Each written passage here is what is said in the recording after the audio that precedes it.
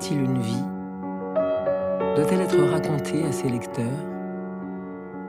Pendant longtemps, ceux qui s'intéressaient à Jacques Derrida n'ont rien su de lui, ou presque. Il y avait ses livres, très nombreux, ce concept qu'il a inventé, la déconstruction, devenu un signe de ralliement dans le monde entier, des traductions dans une 50aine de pays. Et puis, au fil du temps, les textes à la première personne ont commencé à apparaître, tout comme les récits enregistrés ou filmés.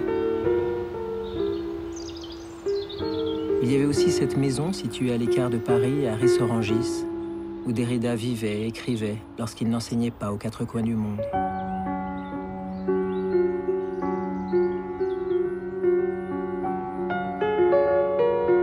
Et enfin, cette immense bibliothèque et les photos qui l'ont accompagné toute sa vie. Autant de traces qui dessinent non pas une autobiographie, mais le parcours d'une pensée enracinée dans les soubresauts du siècle.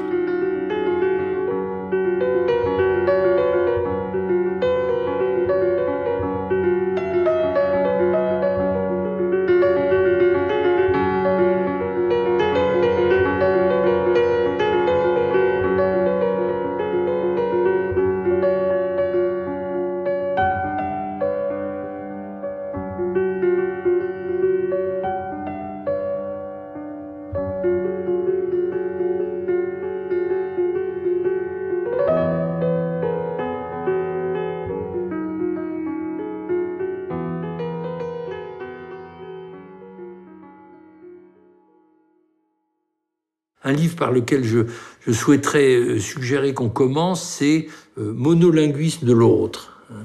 Un livre très personnel, d'une certaine façon, dans lequel Derrida parle de son rapport à l'identité, à sa propre identité, au sens de l'identité linguistique. Je suis un juif franco-algérien qui a été coupé de toute relation à l'arabe, à l'hébreu, qui ne parle que le français, et pour qui, néanmoins, la langue française, dont il explique qu'elle le fascine, qu'il en est complètement amoureux, comporte toujours un certain caractère d'étrangeté.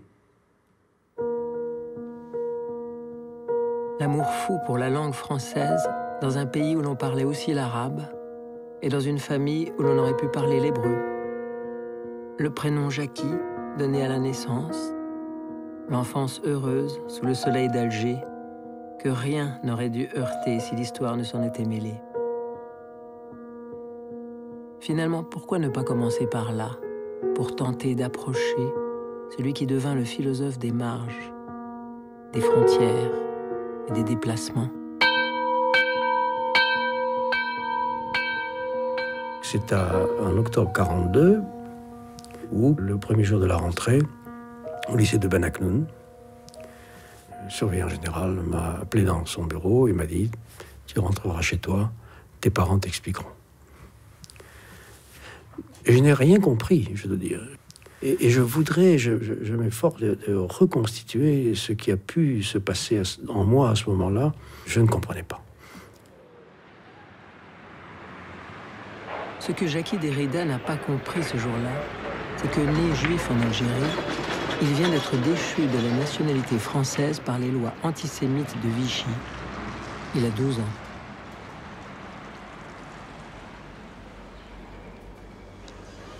Il est rentré comme moi en 5e au lycée de Ben Aknoun, et c'est là qu'il m'a dit « mais je ne sais pas si je vais pouvoir y aller ». Je lui ai demandé pourquoi, et il m'a dit « parce que je suis juif ». Je suis tombé des nues parce que je ne pouvais pas imaginer qu'il n'avait pas le droit d'aller au lycée parce qu'il était juif. Il a pris un coup qui l'a envoyé à terre, mais il s'est relevé tout de suite et à partir de ce moment-là, il a compté sur lui-même. Ce sont des scènes primitives, vraiment. C'est-à-dire ça devient comme des sortes de matrices de l'imagination, de la douleur, et ça se répète, et ça s'approfondit. C'est-à-dire qu'au fur et à mesure, on y revient et on le lit comme un livre. L'écriture, La grande affaire de la vie de Derrida. Laisser des traces dans la langue française. Voilà ce qui m'intéresse, dira-t-il bien plus tard. L'adolescent d'Alger se rêvait écrivain. Les impératifs scolaires le font bifurquer vers la philosophie. Au fond, le passage à la philosophie, du point de vue en tout cas scolaire, universitaire, professionnel, s'est fait au moment où, en Hippocagne à Alger, j'ai compris que, n'ayant pas à ce moment-là étudié le grec, je ne pourrais pas préparer une agrégation de lettres, qui était ce qui me paraissait nécessaire à ce moment-là. Et donc, à partir de la classe de philosophie de l'Hippocagne, je n'ai plus pu séparer la littérature et la philosophie. Et au fond, dans tout mon travail ensuite, j'ai dû essayer de me rendre à la nécessité de cette alliance. Depuis l'Hippocagne d'Alger, l'entrée à l'école normale supérieure pour entreprendre une carrière de philosophe est impensable. À partir d'un certain moment, il fallait aller à Paris. Ce qui, sur le plan, je dirais, de l'essor, n'était pas mauvais, parce qu'il fallait aller plus haut, plus loin, etc. Et relever des défis. D'un autre côté, c'était une perte. C'était vraiment une perte du contact avec la terre natale. Et c'était un schéma vraiment colonial et impérialiste. Et, voilà. Et donc, on savait, quand on était en Algérie, on savait qu'on ne finirait pas. Et d'une certaine manière, qu'on ne reviendrait pas en Algérie, ni à l'Algérie. C'était une façon aussi de la désapproprier, de la déshériter. Et nous avec. Entre le modèle dit scolaire, grammatical ou littéraire d'une part, et la langue parlée d'autre part, il y avait la mer. Un espace symboliquement infini. Un gouffre pour tous les élèves de l'école française en Algérie. Un abîme. Je ne l'ai traversé corps et âme, corps sans âme, mais l'aurais jamais franchi, autrement franchi. Pour la première fois, d'une traversée en bateau sur le ville d'Alger qu'à l'âge de 19 ans. Premier voyage, première traversée de ma vie, 20 heures de mal de mer et de vomissements, avant une semaine de détresse et de larmes d'enfants dans le sinistre internat du Basse-Grand, dans la cagne du lycée Louis-le-Grand.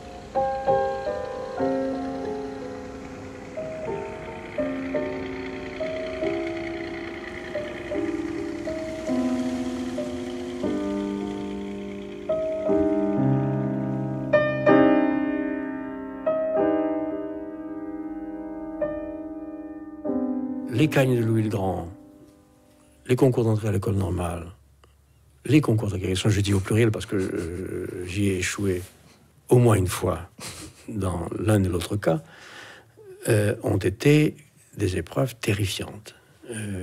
Des moments d'angoisse, de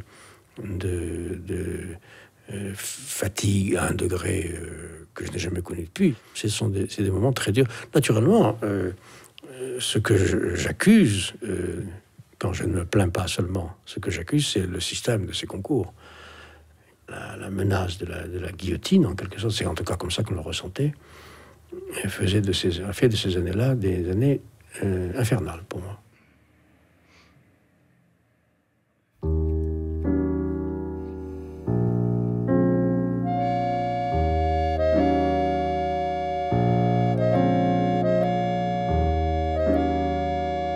Enfin, une nouvelle vie commence pour celui qui a dû s'y reprendre à 3 fois avant d'être admis à franchir le porche du 45 rue d'Ulm de l'école normale supérieure.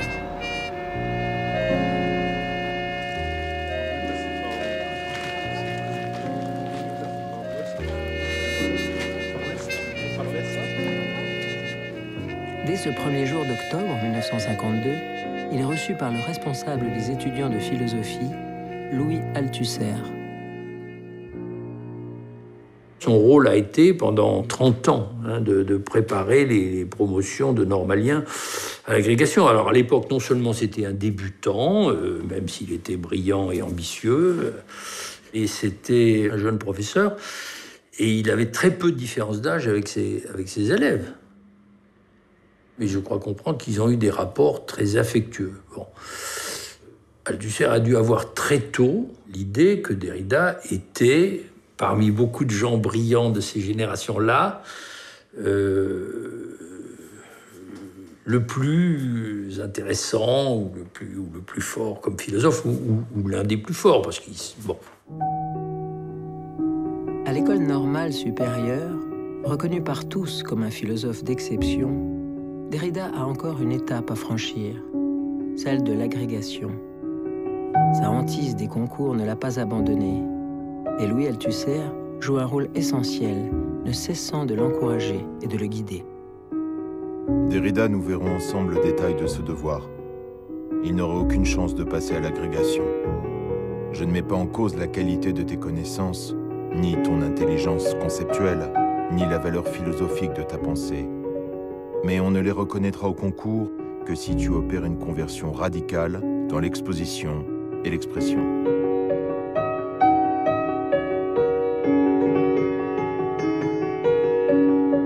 C'est le début d'une amitié indéfectible qui traversera les épreuves et le temps.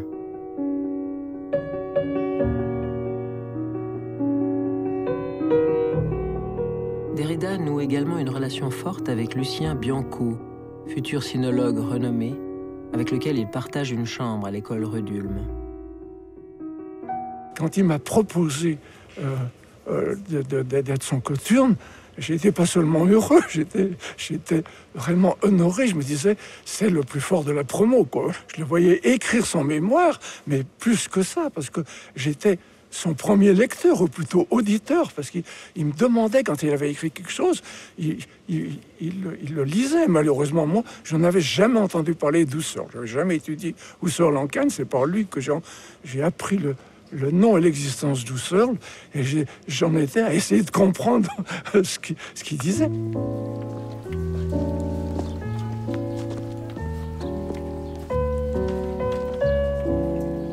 Dans ces années-là, Derrida fait une autre rencontre essentielle. Il y avait souvent des grèves du pot à l'école. Il n'y avait pas de cantine.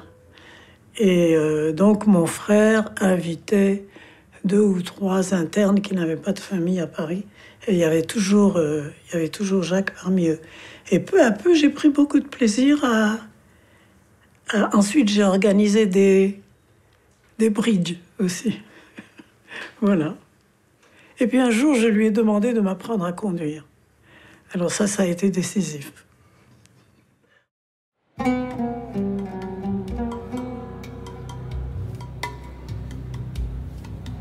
C'est dans des circonstances différentes que Derrida avait rêvé son retour au pays natal en 1957, 3 ans après le début de la guerre d'Algérie.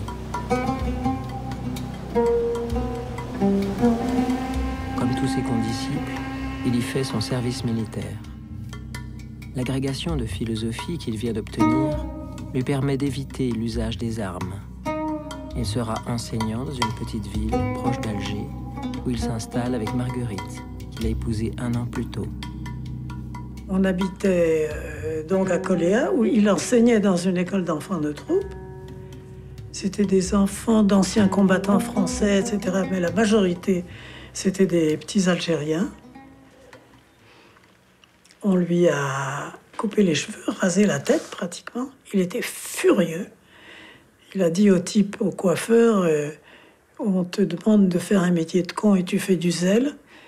Et le type lui a répondu, tu verras la prochaine fois que tu passes entre mes mains, ce sera encore pire.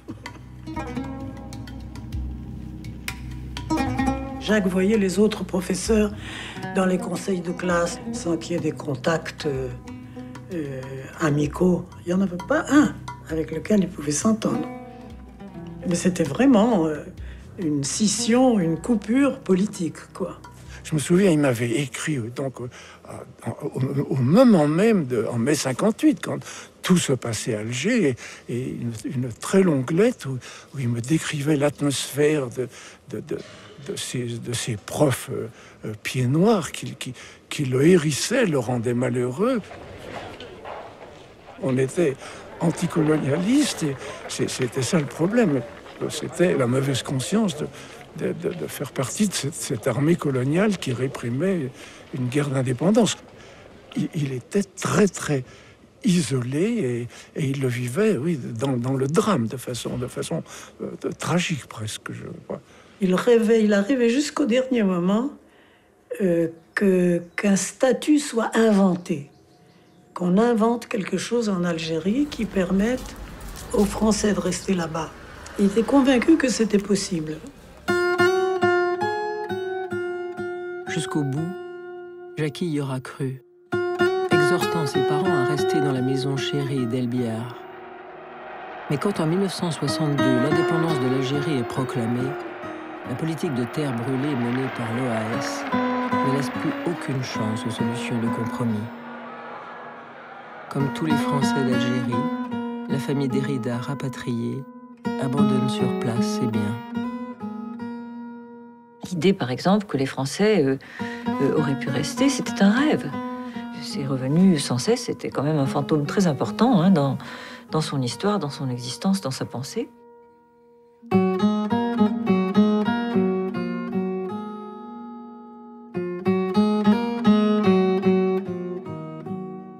La rupture avec l'Algérie restera une douleur jusqu'à la fin de sa vie. Cette nostalgérie, comme il l'appelle, alimentera ses réflexions autour du vivre ensemble, suscité par le régime d'apartheid en Afrique du Sud ou le conflit israélo-palestinien. J'étais pour la souveraineté de l'Algérie, je suis pour la souveraineté de la Palestine, etc., etc. Cela dit, je regrette néanmoins que cette fascination inconditionnelle pour la souveraineté donne lieu à des formes d'État-nation dont je voudrais qu'ils soient périmés. C'est-à-dire j'aurais préféré d'une certaine manière que Israël et la Palestine trouvent un moyen de gérer ensemble leur souveraineté commune, d'avoir une capitale commune, qu'ils trouvent une autre problématique. J'aimerais qu'il y ait une autre problématique, même entre l'Algérie et la France. Bien que j'ai approuvé le mouvement d'indépendance, j'aurais préféré qu'il y ait un autre type d'accommodement dont les Algériens auraient moins souffert d'ailleurs, et qui aurait fait fi avec la rigide inconditionnalité de la souveraineté.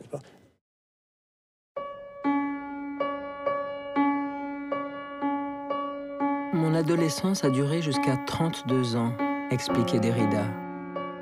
32 ans, l'âge auquel il publie son premier ouvrage, L'origine de la géométrie. L'âge aussi auquel il décide de modifier son prénom. Jacky devient Jacques. Une décision qui n'a rien d'anecdotique. En trouvant que Jacky n'était pas un prénom d'auteur possible, en choisissant en quelque sorte un demi-pseudonyme proche du vrai prénom, certes, mais très français, chrétien, simple, j'ai dû effacer plus de choses que je ne pourrais le dire en 2 mots. Dès sa sortie, l'origine de la géométrie est remarquée et acclamée par le milieu philosophique et littéraire. Nous sommes en 1962. Le coup de théâtre a été la publication par Derrida de sa traduction et de son commentaire d'un petit essai de Husserl, aujourd'hui très célèbre, qui s'appelle L'origine de la géométrie. Mais l'introduction de Derrida était beaucoup plus longue que le texte de Husserl lui-même. C'était un livre, en fait. Bon. Le paysage de la phénoménologie française était dominé par 2 très grandes figures, 2 immenses philosophes, bien sûr, qui étaient Sartre et Merleau-Ponty. Bon. Et ce livre était une alternative complète à ce que Merleau-Ponty avait écrit sur le même sujet. Une nouvelle collection paraît aux éditions du Seuil. Elle est créée, elle est animée par le groupe Tel Quel. Le voici. Oui, enfin, je crois que Tel Quel a eu ceci de particulier, que c'est une revue qui a été fondée, en somme, contre l'esprit de vulgarisation, si vous voulez. Et aucune revue ne nous satisfaisait, aucune revue ne nous paraissait, au fond, assez rigoureuse, donnait la place aux textes assez formés que nous souhaitions lire. C'est l'époque, au début des années 60, où je m'intéresse beaucoup à la philosophie. Et j'essaye déjà de discerner comment on pourrait rapprocher, ce dont je m'occupe, déjà la littérature de la philosophie. Et puis, je vois un livre aux presses universitaires de France qui s'appelle « L'origine de la géométrie » avec la préface d'un inconnu parfait qui s'appelle Jacques Derrida. Je lis ça, je trouve ça très, très, très fort. Et ce qui m'attire tout de suite, c'est que je vois qu'il se permet, d'une façon très neuve, de rapprocher Husserl de Joyce. Comme je m'intéresse à Joyce, je me dis, tiens, voilà quelqu'un qu'il faudrait que je connaisse. Solers, qui anime Tel Quel, la revue littéraire que le tout Paris s'arrache, propose à Derrida d'y collaborer. Le philosophe consacre son article à Antonin Artaud, auteur à l'œuvre encore mal connue. C'est pour lui l'occasion de sortir d'un milieu académique dont il a toujours voulu repousser les frontières et d'affirmer d'emblée sa passion pour la littérature. Artaud a voulu que fût soufflée la machinerie du souffleur, faire voler en éclats la structure du vol. Il fallait pour cela, d'un seul et même geste, détruire l'inspiration poétique et l'économie de l'art classique, singulièrement du théâtre. Restaurer le danger en réveillant la scène de la cruauté. Telle était du moins l'intention déclarée d'Antonin Artaud. Derrida, amoureux de la langue française, Derrida, écrivain, est immédiatement repéré comme un philosophe en dehors, ou du moins à côté de son champ. Cette singularité, il l'affirme en force avec la publication dans la seule année 1967 de 3 livres majeurs.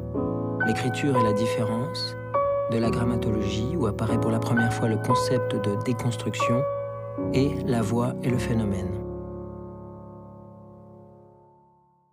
Quand j'ai lu La voix et le phénomène, j'ai eu vraiment une impression que tout simplement j'avais jamais eue, c'est-à-dire l'impression qu'il y avait un philosophe vivant là, ou qu'il y avait une vie philosophique réelle, ce que je n'avais pas éprouvé en lisant les autres contemporains, mais tout d'un coup, je lis quelque chose, je me dis, là, c'est là que la pensée est en train de se faire maintenant.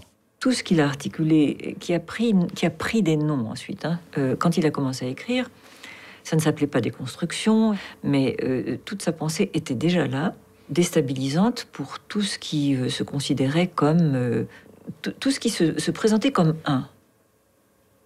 La pensée métaphysique traditionnelle, mais ça veut dire aussi la pensée juridique, est construite sur des dichotomies, sur des antithèses. Il y a les personnes et les choses, par exemple, dans Marx, ou à un niveau plus abstrait, il y a l'intérieur et l'extérieur. Alors le travail philosophique de Derrida, qui est un travail technique, évidemment, qui n'est pas facile à vulgariser, consiste toujours à déstabiliser ce genre d'antithèse. C'est-à-dire finalement à ouvrir la possibilité de penser des choses qui ne sont ni l'un ni l'autre. Cette pensée, qui questionne les grands textes et remet en cause les concepts fondateurs de la philosophie, se heurte de plein fouet aux convictions idéologiques extrêmement tranchées des années 60.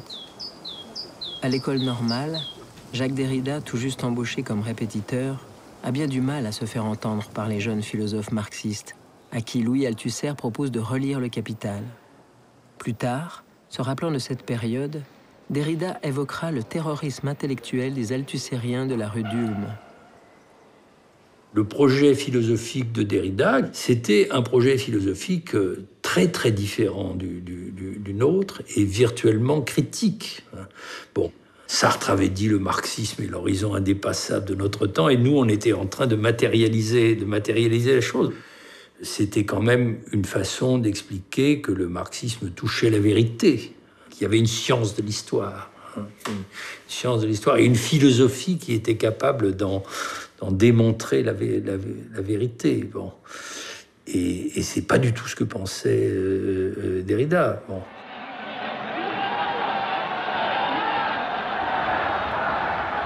Je n'ai pas dit non à 68. J'ai défilé dans la rue. J'ai organisé la première assemblée générale de l'école normale. Mais mon cœur n'était pas sur les barricades, à tort ou à raison. Je pense qu'il n'était pas homme à savourer les grands mouvements de foule.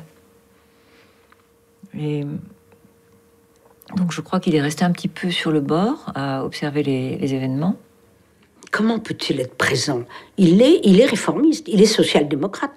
Pour lui, la révolution, elle est dans les textes, elle est dans les mœurs, donc en effet, mais il est très attentif. Il n'y a absolument aucun doute que Derrida était de gauche, mais ce n'était pas un révolutionnaire. Nous, on était ou on croyait être des révolutionnaires. Bon. Est-ce de son retrait par rapport au mouvement de mai 68 que vient l'image d'un Derrida indifférent à la chose politique? Peut-être. Il faut dire qu'au moment même où le quartier latin est à feu et à sang, Derrida s'installe dans une zone pavillonnaire de Ris-Orangis avec Marguerite et leurs 2 jeunes fils, Pierre et Jean. Une adresse qu'il ne quittera plus. Je trouvais que c'était un peu loin de Paris, et c'est un peu loin de Paris. Mais c'était le seul moyen d'avoir de l'espace, en particulier pour les livres. Alors il y avait les enfants, il y avait 2 enfants à ce moment-là, et puis les livres. C'est vrai. Loger les livres est toute une histoire. Moi, je dirais que Ris, c'était aussi une manière de rester à distance, quand même, du centre. Le centre, vous voyez bien, Paris, ça veut dire l'université, les institutions, et aussi un peu quand même les salons. Derrida se tenait plutôt en retrait de ça.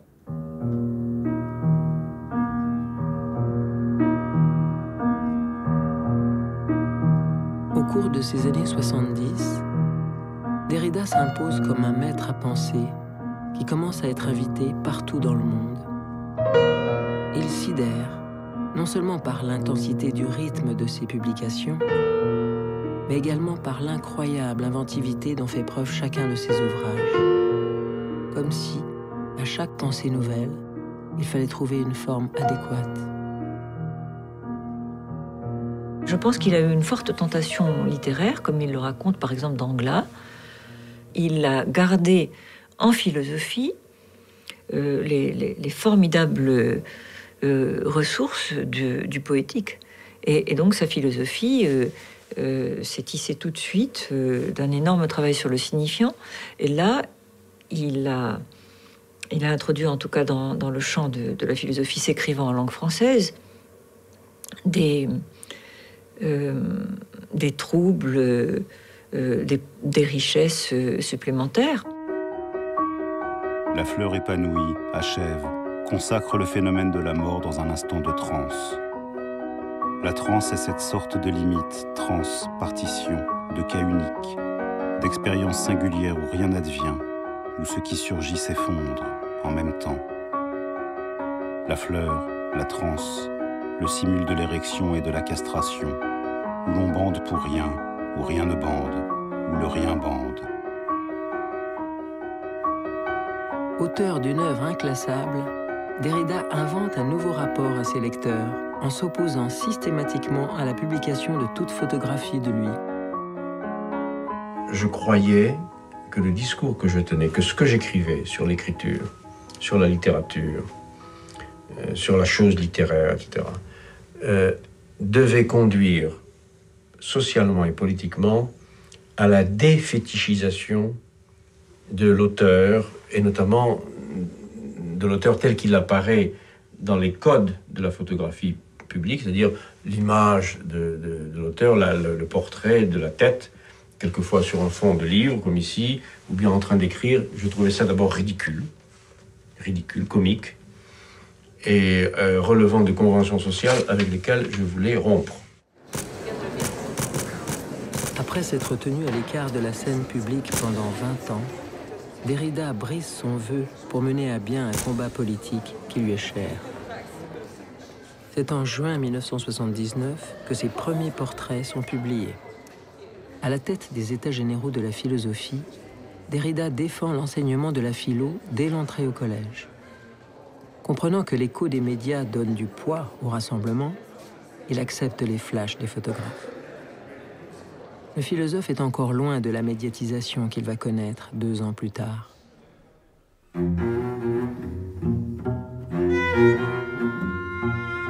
Co-fondateur avec Jean-Pierre Vernant d'une association d'intellectuels européens qui soutient les dissidents au régime communiste tchécoslovaque, Derrida part enseigner clandestinement à Prague en décembre 1981. Il y est allé le premier. Et naturellement, la police tchèque, police politique, était au courant de tout et a essayé d'écraser la chose dans l'œuf par une intimidation violente. J'ai été officiellement inculpé de production et trafic de drogue. Jacques Derrida, le philosophe français, est rentré ce matin à Paris par le train après avoir passé 3 jours et 3 nuits dans les prisons tchécoslovaques. Au cours de son séjour à Prague, Jacques Derrida avait eu un certain nombre de contacts avec des écrivains, des philosophes tchèques, en particulier des membres de la fameuse Charte 77. Machination, répond le philosophe, qui venait apporter son soutien aux contestataires de la Charte des 77. Jacques Derrida, si les présentateurs des journaux télévisés hésitent encore sur la façon de prononcer son nom de famille, les caméras se bousculent à son retour, gare de l'Est. Vous êtes allé vous jeter dans la gueule du loup. Peut-être. Piégé par le régime communiste tchèque qui l'a jeté en prison, les premiers mots de Derrida sont un hommage aux intellectuels pragois opprimés qu'il est allé soutenir. Il y avait la Pologne, au contraire. Je tenais à saluer ceux qui luttent de manière héroïque, c'est-à-dire obscure et anonyme. Obscure et anonyme, s'il vous plaît. Contre la violation des droits de l'homme, contre toute la violation des droits de l'homme en Tchécoslovaquie et ailleurs. Après que la France entière a découvert au journal de 20 heures son visage dans des circonstances rocambolesques, le philosophe va passer, comme souvent chez lui, du rien au tout. Il va dire oui à toutes les photos, les reportages, les entretiens. Il accepte même de donner la réplique en 1982 dans un film de fiction à la jeune comédienne Pascale Augier. Je voudrais vous demander une chose. Est-ce que vous croyez aux fantômes ? Je ne sais pas, c'est une question difficile. Est-ce qu'on demande d'abord à un fantôme s'il croit aux fantômes ? Ici, le fantôme, c'est moi.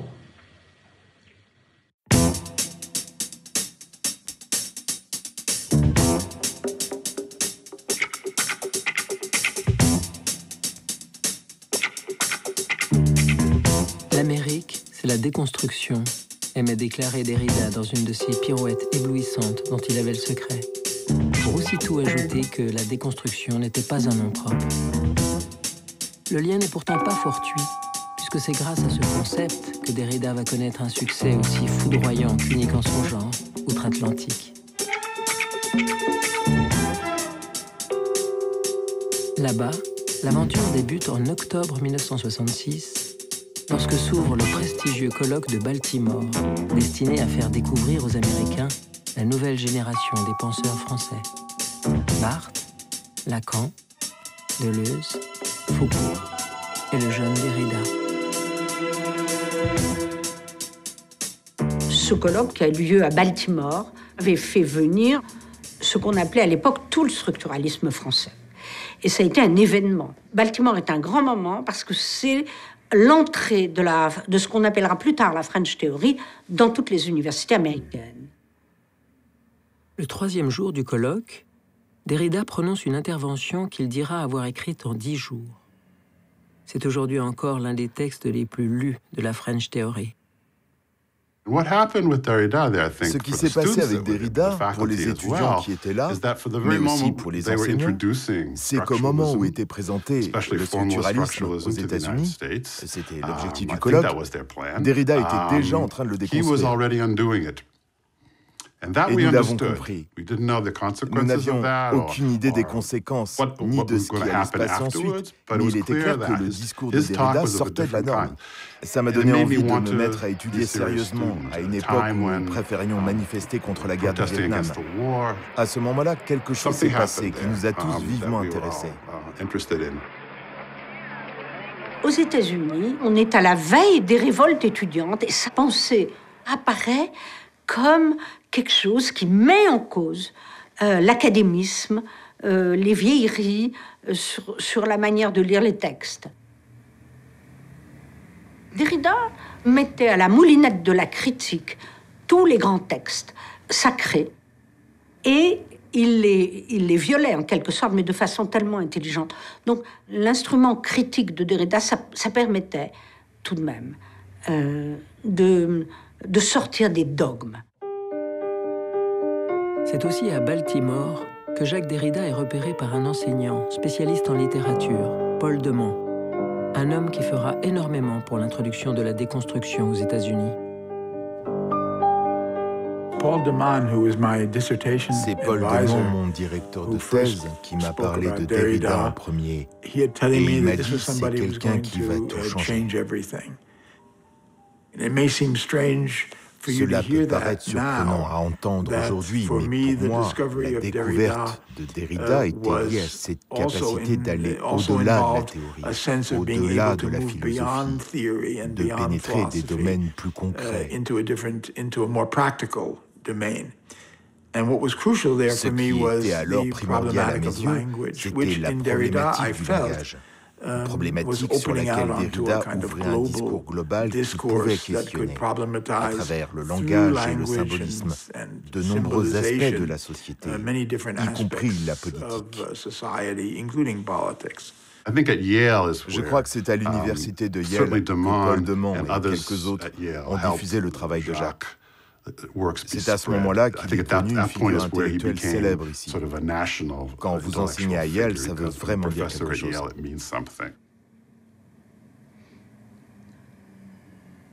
La diffusion de la pensée de Derrida, s'appuyant sur son concept le plus célèbre, la déconstruction, se répand comme une traînée de poudre aux États-Unis. Et le philosophe devient un visiting professor que l'on s'arrache sur les campus. Deconstruction always, what we're calling deconstruction provisionally, always pulled people in and forced them to read rather than have some sort of hallucinatory relation to text. When Derrida started probing the margins of philosophy, of literature, of psychoanalysis, political, architectural, and legal de l'architecture, du droit, il mettait l'accent sur certains aspects de tel ou tel champ, et c'était incroyablement stimulant. Ce qu'il faisait avec ces textes, c'était d'abolir les frontières des savoirs de l'université. De nouveaux domaines comme les gender studies, queer studies, postcolonial studies se nourrissent de la déconstruction pour s'imposer dans une université américaine très sensible aux évolutions culturelles. Si les gender studies ou d'autres, ou les critical race studies s'emparent avec prédilection de la déconstruction. C'est parce qu'ils sont en guerre contre l'identité, l'identité nationale, l'identité sexuelle, l'identité morale. C'est plutôt l'idée de la différence que celle de la contradiction qui se met à fonctionner. Tandis que Ronald Reagan danse avec Margaret Thatcher sur l'ère du néolibéralisme triomphant, l'autre Amérique s'attache à la déconstruction comme une force de résistance. Bientôt, Derrida devient incontournable de New York à Los Angeles.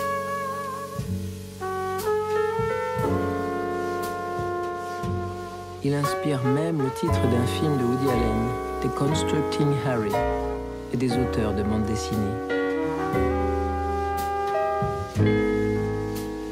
Dans les années 90, pour un étudiant étudiant français lisant un livre de Derrida, 10 Américains l'ont parcouru et le citent.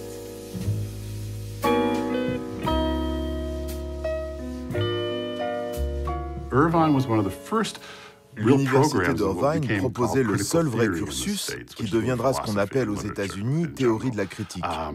Cela combine la littérature et la philosophie, et ça l'a intéressé évidemment. Il a été très bien accueilli. Il venait pendant 5 semaines chaque printemps, et ils ont dû lui trouver un amphithéâtre parce que la salle de classe qu'ils avaient prévue à la base était trop petite. Son bureau était proche du mien, et on pouvait voir des étudiants, des enseignants, ou même des personnes venant de Los Angeles, de Chicago et d'ailleurs, qui venaient l'écouter et voulaient lui parler. Listening to you speak just elucidated your text just so much. Thank you. Thank you. But I just wanted to meet you now. Thank you. I read your novel, one of your novels. I just wanted to hear you speak so I could understand it better. Here, there was real, ici, il y avait un vrai amour, un enthousiasme presque enfantin et naïf envers Derrida. Par exemple, après le séminaire, nous sortions tous dehors pour dîner. Et puis nous le raccompagnions vers sa maison. Et il disait, et maintenant, je dois fermer la porte. Et il la fermait pendant que nous disions tous au revoir. C'était un chœur de voix plaintive qui le saluait. Et vous pouviez voir combien il en était étonné. En même temps, ce qui était touchant quand il disait « Maintenant, je vais refermer la porte », ce n'était pas seulement parce que cette perspective nous paniquait, mais parce qu'il citait la fin de la parabole de Kafka dans Devant la loi. Il était la loi, il devait refermer la porte, et la loi disait que nous devions nous séparer à présent. Avec Jacques Derrida émerge une figure inédite, celle de l'intellectuel mondialisé qui doit sa célébrité à son rayonnement international, alors qu'il apparaît comme le mal-aimé de l'université française. On a une tradition académique de la philosophie depuis toujours très installée. Et dès qu'il y a des philosophes comme Foucault ou Derrida, ou d'ailleurs Deleuze, qui sont interdisciplinaires, c'est-à-dire qui sortent de l'enseignement strict de la philosophie, ils sont considérés comme des littéraires en France. Et c'est pas accepté parce que ça n'est pas les canons classiques. Je pense que l'institution traditionnelle lui a fait payer lorsque il a cru pouvoir présenter une candidature à des postes dans l'université. Il n'a pas été reçu, ce qui est finalement tout à son honneur. C'est-à-dire que c'est à la fois un scandale et en même temps, ça lui revient comme finalement un honneur à l'envers, quoi. C'est grotesque. C'est lui qui a eu je ne sais pas combien de doctorats honoris causa à l'étranger, il n'était pas reçu dans les institutions françaises. Bon. La France n'aime pas que ce qu'elle n'a pas reçu soit applaudi ailleurs. Donc Derrida en a pâti, surtout médiatiquement. Pourquoi tant de chichi ? Pourquoi des prises de position éthiques ou politiques aussi peu nettes ? Pourquoi l'œuvre de Heidegger tient-elle Derrida en respect, comme l'épée sa victime ? C'est en ces termes violents qu'un long article dans Libération met en cause Jacques Derrida, dont les travaux ont toujours accordé une place déterminante à Heidegger. Le motif ? La publication en 1987 d'une biographie de Victor Farias, revenant sur le soutien du philosophe allemand au parti nazi pendant la guerre. Derrida se sentait profondément blessé, savait que ce livre l'attaquait. Pourquoi ? Parce que ce livre attaquait aussi toute la descendance heideggerienne, sans faire le tri entre les heideggeriens qui avaient masqué le nazisme, ceux qui ne l'avaient pas masqué. Il était accusé de ne pas avoir vu que Heidegger était nazi. Ça, c'était une accusation ridicule. Bien sûr qu'il l'avait vu. Le mot déconstruction vient du terme Destruktion, utilisé par Heidegger dans son livre Être et temps. En Allemagne, dans un pays qui fait de l'héritage de la Shoah une question fondatrice, l'affaire fragilise Derrida, jusqu'alors philosophe le plus apprécié parmi les Français. Zunächst einmal muss man feststellen, dass diese idéologische Auffassung der Dékonstruktion. Tout d'abord, on constate que ce point de vue idéologique sur la déconstruction, on ne peut pas le prendre au sérieux, nicht ernst nehmen kann, weil eben keine Argumente entwickelt werden. Und andererseits eben die damit zusammenhängende ideologische, Par ailleurs, l'interprétation politique, das ideologische Verständnis der Diskussion, der Dekonstruktion im politischen Sinne, dass das zu einer wirklichen Ausgrenzung geführt hat, die sich auch darin zeigt, dass man Derrida nicht nur nicht wirklich ernsthaft gelesen hatte, sondern auch nicht lesen wollte, nicht bereit war, ihn zu lesen. Man dachte, man hat sozusagen verstanden, worum es da geht, und man kann nun zur Tagesordnung weitergehen und andere Dinge tun. Man muss sich damit nicht mehr beschäftigen. Derrida steht in der Tradition von Heidegger, damit ist er ein Obskurantist letztlich, ein Gegenaufklärer, ein Irrationalist einerseits. Ne cherche pas à avancer des arguments philosophiques dont on pourrait débattre. Entwickeln, und andererseits ist er deswegen auch ein Neokonservativer und, wie ich sagte, im schlimmsten Falle ein Protofaschist. Derrière tout ça, il y a évidemment la question de savoir si la philosophie est la même chose que la morale. Heidegger ayant été un salaud, sa philosophie n'a ni intérêt, ni valeur, ni utilité. Bon, bah c'est pas vrai. Tout simplement pas vrai. La philosophie, c'est pas la morale. Tandis que Derrida fait face aux amalgames ravageurs en Europe, un autre scandale éclate aux États-Unis. Cette fois, c'est Paul de Man, l'homme grâce auquel la déconstruction a été introduite en Amérique, qui est mis en cause. Paul de Man, c'est pas la même chose que Heidegger. Ce sont des textes collaborationnistes d'un jeune homme très jeune, hein, qui écrit dans la presse, puis qui après n'a plus aucun lien avec ça. Donc, la question Heidegger est une chose, la question Paul de Man en est une autre. Mais avec les médias, on pense les deux en même temps. Pour les détracteurs de Derrida aux États-Unis, l'occasion est trop belle. Dans Newsweek magazine, un article accuse la déconstruction dans son ensemble d'être un vaste projet d'amnistie pour les politiques de collaboration pendant la Seconde Guerre mondiale.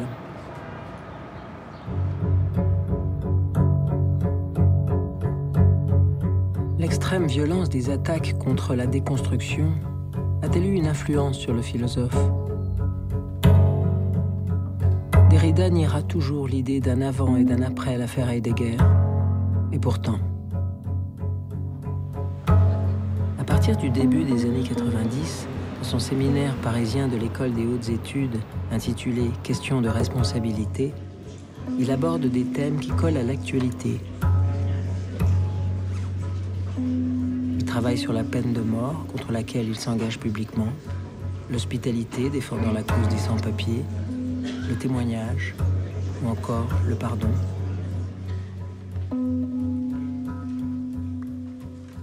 Les 4 personnages présents, je rappelle, Hegel, Mandela, Clinton et Tutu, en savent tous un brin sur le pardon, l'amnistie, le parjure, le repentir, la réconciliation, et nous les écouterons témoigner.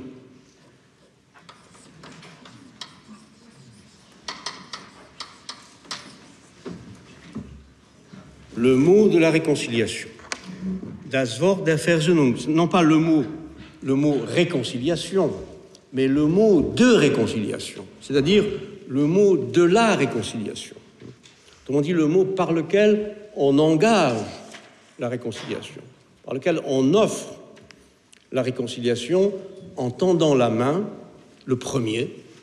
Donc, le mot de la réconciliation, c'est l'acte, le speech act, par lequel, d'un mot en parlant, d'un mot qui est une parole, on entame la réconciliation, on offre la réconciliation en s'adressant à l'autre.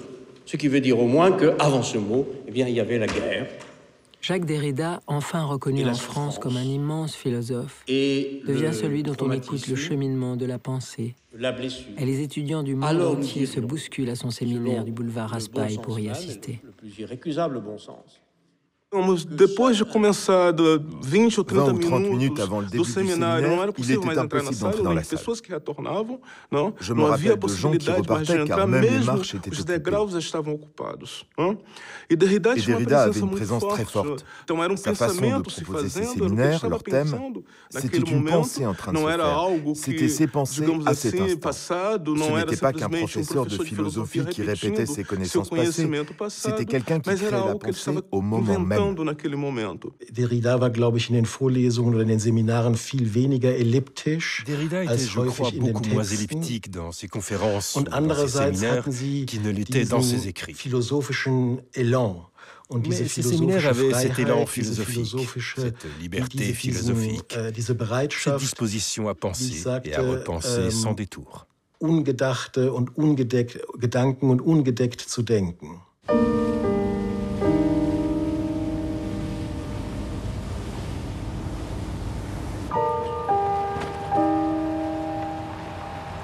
Plus que jamais scrutateur et penseur du monde dans lequel il vit, Derrida analyse les incroyables mutations de la fin du XXe siècle. How much? 18 years. Yes, that was his Après la chute du mur de Berlin, il rappelle l'importance de lire Marx et de penser le marxisme au moment même où le monde entier enterre le communisme. Puis il publie, après l'attentat des Twin Towers à New York, un texte coécrit avec le philosophe allemand Jürgen Habermas pour une politique extérieure européenne forte, rempart d'une Amérique hégémonique entrée en guerre contre l'Irak.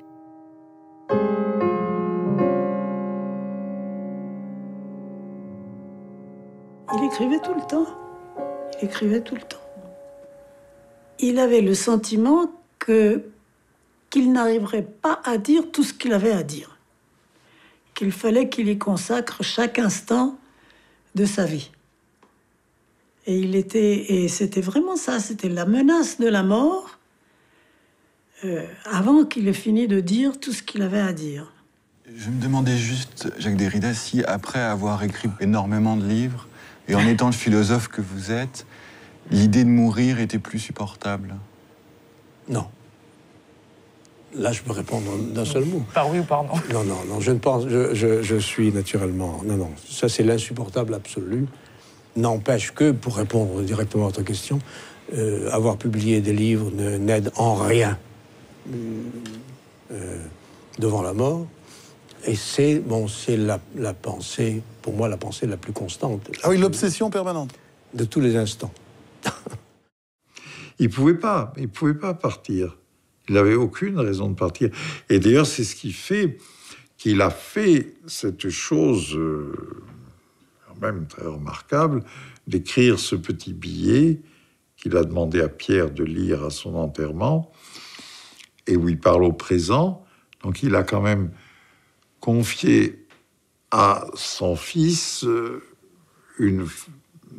la voix disant au présent une phrase de lui, et où il dit « d'où que je sois ».